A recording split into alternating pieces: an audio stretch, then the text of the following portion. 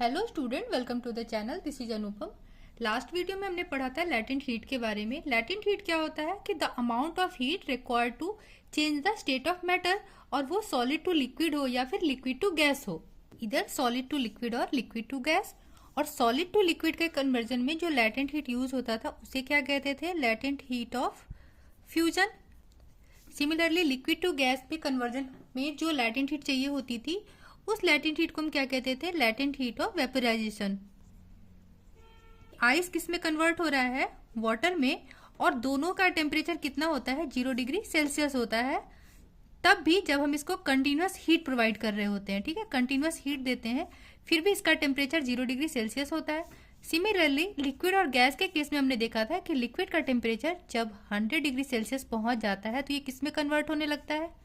ये स्टीम में, वेपर में कन्वर्ट होने लगता है। और वेपर का टेम्परेचर भी 100 डिग्री सेल्सियस होता है। तो मेरा क्वेश्चन ये है कि 0 डिग्री सेल्सियस पर किसकी एनर्जी ज़्यादा होती है? आइस की पार्टिकल के या फिर लिक्विड के पार्टिकल के? सिमिलरली 100 डिग्री सेल्सियस पे किसकी एनर्जी ज़्यादा होती है? वाटर के पार्टिकल की या फिर स्टीम के पार्टिकल के? इसको समझने के लिए हम उस एग्जाम्पल को एक बार दोबारा देखते हैं। हमने क्या अज्यूम किया था कि सपोज आइस -10 डिग्री सेल्सियस पे है, इसको हम हीट प्रोवाइड किए तो ये टेम्परेचर कहाँ तक बढ़ा? 0 डिग्री सेल्सियस तक। जैसे ही आइस 0 डिग्री सेल्सियस पर पहुंचा, आइस मेल्ट होना स्टार्ट हुआ और मेल्ट होने लगा। तब तक मेल्ट हुआ जब तक पूरा आइस वाटर में कन्वर्ट नहीं हो गया। इस समय भी जब हम इसको टेम्परेचर मेजर करते हैं तो इसका टेम्परेचर हमें मिलता है 0 degree Celsius. That means temperature में कोई चेंज नहीं होता है, सिर्फ स्टेट में चेंज होता है। सपोज आइस के जो पार्टिकल्स हैं उनके पास इनिशियली कोई एनर्जी नहीं है, दैट मीन्स 0 यूनिट एनर्जी है। और इस आइस को वाटर में कन्वर्ट होने के लिए कितनी एनर्जी चाहिए? 10 यूनिट एनर्जी चाहिए।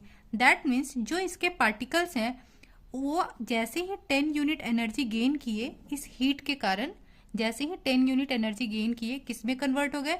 वाटर के पार्टिकल में कन्वर्ट हो गए, है ना? वाटर के पार्टिकल में कन्वर्ट हो गए। तो अब वाटर के पार्टिकल के पास कितनी एनर्जी आ गई? 10 यूनिट एनर्जी आ गई। तो 0 डिग्री सेल्सियस पे ही किसकी एनर्जी ज़्यादा हुई?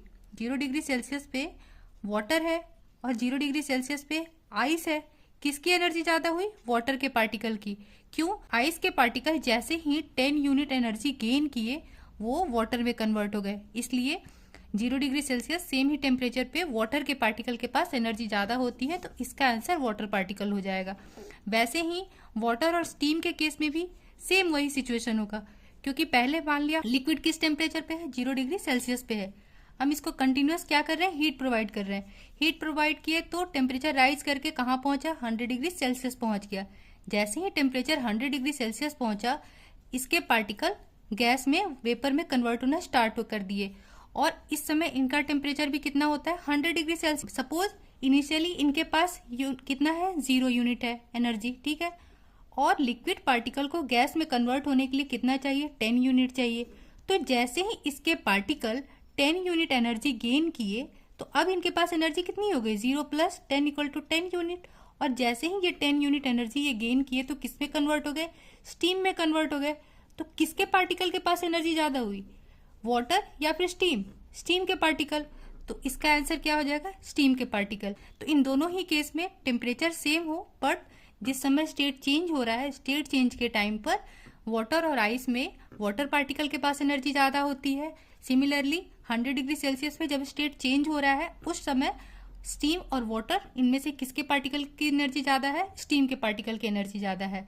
क्यों? क्योंकि वाटर के पार्टिकल एनर्जी गेन कर रहे हैं, जो लेटेंट हीट हम प्रोवाइड कर रहे हैं वो एनर्जी गेन करते हैं। और जैसे ही एनर्जी गेन कर लेते हैं और इनके बीच का जो बॉन्ड है इस फोर्स ऑफ अट्रैक्शन को ओवरकम करते हैं, ये अपने स्टेट को चेंज कर लेते हैं और जो नेक्स्ट स्टेट में जाते हैं उस पार्टिकल की एनर्जी इनकी ज़्यादा होती है। तो अब हम पढ़ेंगे नया topic, that is evaporation. Evaporation को हम डेली लाइफ के एग्जाम्पल से समझते हैं। आप कभी नोटिस किए होंगे कि जब कपड़ा सुखाने के लिए हम डालते हैं तो कपड़ा गीला होता है, मतलब क्या? इसमें वाटर के पार्टिकल्स होते हैं और थोड़ी देर के बाद ये सारे पानी वेपर में कन्वर्ट हो जाते हैं, है ना? सारे पानी वेपर में कन्वर्ट हो जाते हैं और कपड़ा ड्राई हो जाता है, सूख जाता है। तो हम पढ़े थे कि वाटर वेपर में कब कन्वर्ट होता है? जब वो 100 डिग्री सेल्सियस बॉइलिंग पॉइंट को गेन कर लेता है। तो क्या हमारे एनवायरनमेंट का टेम्परेचर 100 डिग्री सेल्सियस होता है? कि ये वाटर वेपर में कन्वर्ट हो जाए? नहीं होता है। वैसे ही जब फ्लोर गीला होता है, पोछा लगा हो या पानी गिरा हो, तो थोड़ी देर के बाद ये सारा पानी सूख जाता है, इवेपोरेट हो जाता है। तो क्या हमारे रूम का टेम्परेचर 100 डिग्री सेल्सियस होता है कि ये वाटर वेपर में कन्वर्ट हो जाता है? नहीं होता है। तो यहाँ पे जो फेनोमेनन है, उस फेनोमेनन को हम वेपोराइजेशन नहीं कहते हैं, इस फेनोमेनन को क्या कहते हैं? इवेपोरेशन। मतलब इवेपोरेशन एक वो प्रोसेस है जिसमें वाटर वेपर में तो कन्वर्ट होता है, बट अपने बॉइलिंग पॉइंट के नीचे, 100 डिग्री सेल्सियस नहीं, 100 डिग्री सेल्सियस के नीचे। और ये फेनोमेनन सरफेस फेनोमेनन है कि the process, the phenomenon of change of liquid into vapour, liquid का वेपर में कन्वर्ट होने का process at any temperature below it's boiling point. Boiling point नहीं, बॉइलिंग पॉइंट से नीचे किसी भी टेम्परेचर पे लिक्विड अगर वेपर में कन्वर्ट हो रहा है तो उस प्रोसेस, उस फेनोमेनन को क्या कहते हैं? इवेपोरेशन कहते हैं। और इसका एग्जाम्पल वेट क्लोथ्स का सूखना, उसके बाद परफ्यूम अप्लाई। परफ्यूम कैसा होता है? लिक्विड होता है और थोड़ी देर के बाद वो वेपर में कन्वर्ट हो जाता है, तो वो प्रोसेस भी इवेपोरेशन होता है, एटसेट्रा। इसको रीजन को समझने के लिए एक एग्जाम्पल देखते हैं। जैसे एक रेस में बहुत सारे बच्चे पार्टिसिपेट किए हैं और दौड़ रहे हैं, तो क्या सारे बच्चों की एनर्जी सेम होती है? नहीं होती है। कुछ बच्चों की एनर्जी ज़्यादा होती है, कुछ की कम होती है, सबकी अलग अलग होती है। लेकिन जिस बच्चे की एनर्जी ज़्यादा होती है वो रेस में सबसे आगे होता है। सिमिलरली एक मैटर के सारे पार्टिकल की एनर्जी अलग अलग होती है, और जिस पार्टिकल की काइनेटिक एनर्जी सबसे ज़्यादा होती है वो बिल्कुल सरफेस पे होता है। सपोज जो वाटर है उसको वेपर में कन्वर्ट होने के लिए कितनी एनर्जी चाहिए? 10 यूनिट की एनर्जी चाहिए। और जो पार्टिकल सरफेस पे है उनकी एनर्जी किसी की 9.5 यूनिट है, किसी की 9.8 है, किसी की 9.6 है, ठीक है। और बाकी वैसे ही किसी की 8, किसी की 3, ऐसे ही अलग अलग पार्टिकल के अलग अलग एनर्जी लेवल है। तो जो पार्टिकल बिल्कुल सरफेस पे हैं उनको 10 यूनिट अटेंड करने के लिए बहुत कम एनर्जी की रिक्वायरमेंट है। जो एनर्जी वो इजिली एनवायरनमेंट से ले लेते हैं, तो बहुत कम एनर्जी लेकर वो किस में कन्वर्ट हो जाते हैं? वेपर में कन्वर्ट हो जाते हैं। उनके बीच के जो बॉन्ड है उसको ब्रेक कर देते हैं, इस फोर्स ऑफ अट्रैक्शन को ओवरकम करके किस में कन्वर्ट हो जाते हैं? वेपर में कन्वर्ट हो जाते हैं। तो इसके कारण जो इवेपोरेशन है वो सरफेस फेनोमेनन है, सरफेस पे होता है। क्यों होता है? क्योंकि जो हाई एनर्जी पार्टिकल्स हैं वो सरफेस पर ही होते हैं और वो एनवायरनमेंट से बहुत कम एनर्जी लेके उतनी एनर्जी गेन कर लेते हैं जो इनको चाहिए होती है इनके फोर्स ऑफ अट्रैक्शन को ओवरकम करने के लिए। तो इसको हम कैसे लिखेंगे? Particles of matter have different kinetic energy. Some particle at surface of liquid have more kinetic energy than other particles. Therefore, they are able to overcome the force of attraction between them and get converted into gaseous state. तो इसका reason क्या है कि इनके particles के different kinetic energy of particles at surface.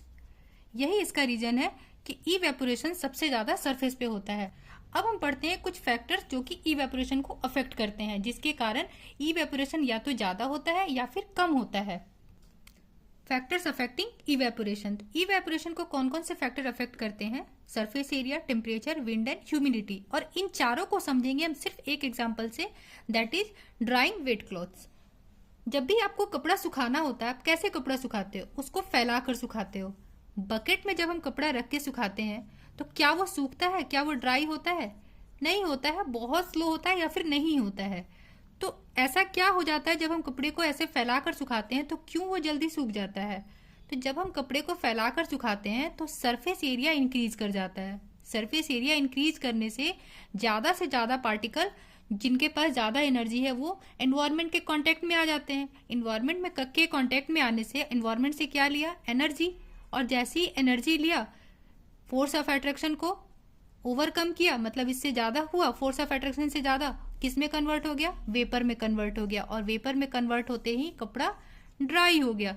मतलब क्या कि सरफेस एरिया जितना ज्यादा, स्पीड उतनी ज्यादा। तो सरफेस एरिया इवेपोरेशन के डायरेक्टली प्रोपोर्शनल होता है। सरफेस एरिया जितनी ज्यादा, रेट ऑफ इवेपोरेशन उतनी ज्यादा होती है। कपड़े को जब हम फैला के सुखाते हैं तो स्पीडली सूख जाता है, जल्दी सूख जाता है, रेदर कि कपड़े को हम ऐसे सिकोड़ के रख दिए या बकेट में रख दिए। तो अब बात करते हैं टेम्परेचर। टेम्परेचर को कैसे समझेंगे? अगेन यही कपड़े का एग्जाम्पल। समर सीजन में कपड़ा जल्दी सूख जाता है लेकिन विंटर में नहीं सूखता है। विंटर में नहीं सूखता है क्यों? समर में क्या होता है? टेम्परेचर ज्यादा होता है। टेम्परेचर ज्यादा हुआ मतलब एनर्जी इसको ज़्यादा मिलती है, ज़्यादा एनर्जी मिलती है तो वो जल्दी वेपर में कन्वर्ट हो जाता है। इसलिए समर में कपड़ा जल्दी सूख जाता है, विंटर में नहीं सूखता है। तो अगेन जो टेम्परेचर है वो इवेपोरेशन के डायरेक्टली प्रोपोर्शनल हुआ। टेम्परेचर जितना ज़्यादा, रेट ऑफ इवेपोरेशन उतनी ज़्यादा। अगेन नेक्स्ट है हमारा विंड। विंड का क्या यूज है? तो कहते हैं ना कि कपड़े पे जब पानी गिर जाता है तो कहते हैं कि कोई बात नहीं, हवा चल रही है, सूख जाएगा। तो हवा आखिर वहां पे क्या रोल प्ले करता है? जब भी हवा चलती है और ये गीला पानी है, वाटर के पार्टिकल्स है, तो जब हवा चलती है तो अपने साथ वाटर के पार्टिकल को भी बहा के ले जाती है। इसलिए विंड जितनी ज्यादा हो, है ना, हवा जितनी ज्यादा हो, विंड का स्पीड जितना ज्यादा हो, इवेपोरेशन उतना ज्यादा होता है। दैट मीन्स विंड भी डायरेक्टली प्रोपोर्शनल होता है रेट ऑफ इवेपोरेशन। अब नेक्स्ट है ह्यूमिडिटी। ह्यूमिडिटी को समझने के लिए एक दूसरा एग्जाम्पल देखते हैं। सपोज 10 स्टूडेंट बस स्टॉप पे खड़े हैं, 10 स्टूडेंट हैं, बस स्टॉप पे खड़े हैं, उन्हें एक बस लेनी है। इस बस की कैपेसिटी 20% की है और ऑलरेडी इसमें 20% बैठे हुए हैं। ऑलरेडी इसमें 20% बैठे हुए हैं, इसमें 20% पहले से बैठे हुए हैं। तो क्या ये 10 स्टूडेंट इस बस को बोर्ड कर पाएंगे, ले पाएंगे? नहीं ले पाएंगे। लेकिन वही अगर बस बिल्कुल ही खाली आए, इस बस में 20% की कैपेसिटी है और बस बिल्कुल ही खाली है, तो ये बस पे आसानी से बैठ पाएंगे।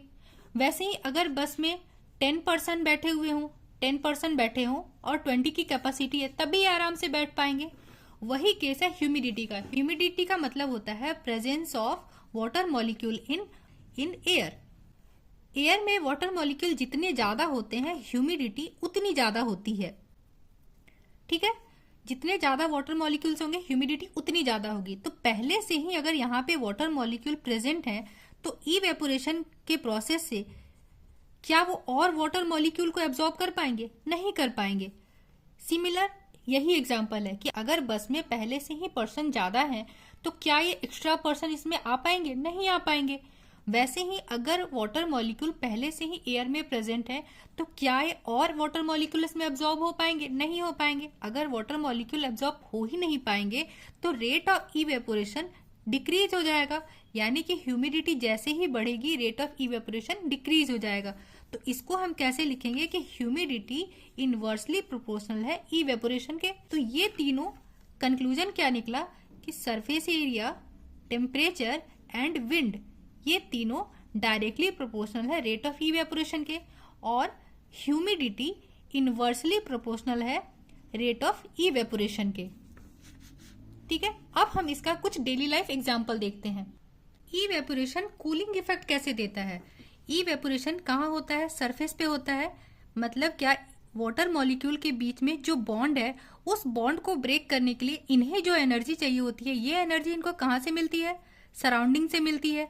तो जैसे ही ये सराउंडिंग से एनर्जी लिए, एनर्जी इनकी काइनेटिक एनर्जी में कन्वर्ट हुई, है ना।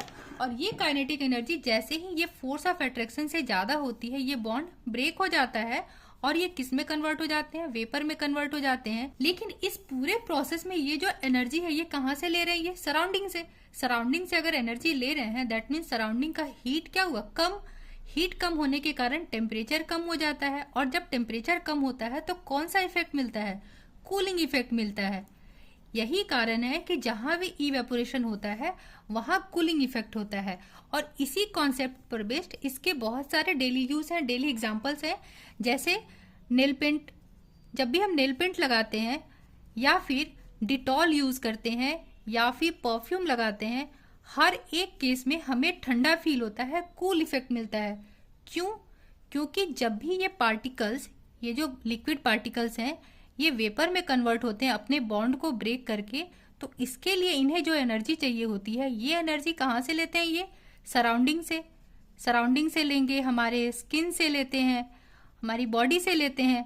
ठीक है, और जब भी ये हीट लेते हैं तो हमारे बॉडी की या सराउंडिंग की हीट क्या हो जाती है? कम होती है, टेम्परेचर कम होता है और टेम्परेचर कम होने के कारण कूलिंग इफेक्ट मिलता है। ठीक है, तो यही कारण है कि नेल पेंट लगाने से या स्पिरिट यूज करने से, डिटॉल लगाने से, परफ्यूम लगाने से कूलिंग इफेक्ट मिलता है। इसके साथ एक एग्जांपल और है कि सनी सीजन में आप देखे होंगे कि बहुत सारे लोग फ्लोर पे या फिर रूफ पे वाटर स्प्रिंकल करते हैं। ऐसा क्यों करते हैं? वाटर स्प्रिंकल करने से यहाँ पे छत ठंडा हो जाता है, ग्राउंड ठंडा हो जाता है। ये क्यों होता है? अगेन सेम रीजन है। जब भी हम पानी ऐसे स्प्रिंकल करते हैं तो इनके बीच का जो बॉन्ड है, इस बॉन्ड को ब्रेक करने के लिए इन्हें जो एनर्जी चाहिए होती है, ये एनर्जी कहाँ से लेते हैं? ये जो सरफेस है वहां से, यहाँ से एनर्जी ले लिए, दैट मीन्स यहाँ का हीट ये गेन कर लिए, तो यहाँ टेम्परेचर क्या हो गया? डाउन हो गया। जैसे ही टेम्परेचर डाउन हुआ तो कैसा इफेक्ट मिला? कूलिंग इफेक्ट मिला। अब एक और एग्जांपल है। आप गर्मी के मौसम में अक्सर नोटिस किए होंगे कि मटके का पानी ठंडा होता है। मटके का पानी ठंडा क्यों होता है? क्या रीजन है? मटके में बहुत सारे पोर्स होते हैं, छोटे छोटे। इन पोर्स से यहाँ जो वाटर है वो सरफेस पे आ जाते हैं। ठीक है, वाटर पार्टिकल कहाँ आ गए? सरफेस पे। सरफेस पे आए और क्या स्टार्ट हो गया? इवेपोरेशन। इवेपोरेशन होने के लिए इन्हें जो एनर्जी चाहिए होती है, ये एनर्जी ये कहाँ से गेन करते हैं? एक तो सराउंडिंग से लिया और दूसरा इस लिक्विड से लेते हैं। ये जो अंदर के लिक्विड है ना, इससे लेते हैं, इसकी हीट गेन कर लेते हैं। और जैसे ही यहाँ वाटर की हीट इनके पास आ गया, इनके एनर्जी को बढ़ाने के लिए, तो इस वाटर का टेम्परेचर डाउन हो गया है ना, इस वाटर का टेम्परेचर कम हो गया। और जब टेम्परेचर कम हो गया वाटर ठंडा हो गया, और वाटर ठंडा हो गया तो कैसा इफेक्ट मिला? कूलिंग इफेक्ट मिला। इसीलिए मटके का पानी ठंडा होता है। Why should we wear cotton clothes in summer? Summer में हमें कॉटन क्लोथ्स क्यों पहनना चाहिए? क्यों हम कॉटन क्लोथ पहनना प्रेफर करते हैं? तो कॉटन क्लोथ्स में भी बहुत सारे छोटे छोटे पोर्स होते हैं, जिस पोर में हमारा पसीना जो स्वेट है वो आके फंस जाता है, और सरफेस पे जैसे ही ये पार्टिकल्स आते हैं इवेपोरेट होने लगते हैं।